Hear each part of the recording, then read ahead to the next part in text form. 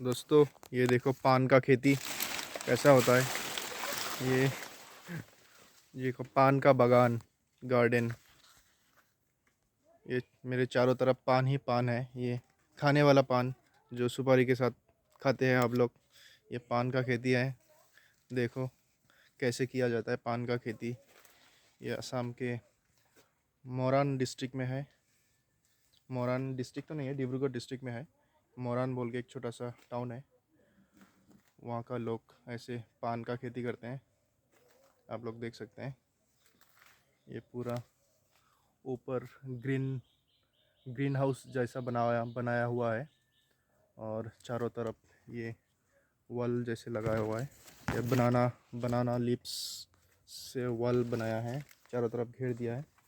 और ये अंदर बेम्बू में ये पान का जो लीफ है ये लगाया है चारों तरफ। देखो बहुत ये एरिया होगा लगभग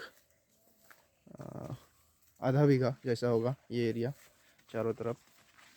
देखिए पान का खेती ऐसे किया जाता है।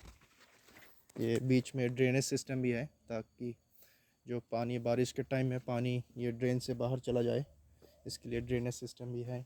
देख रहे हो, तो आप लोग ऐसे ही पान का खेती कर सकते हो आप लोग।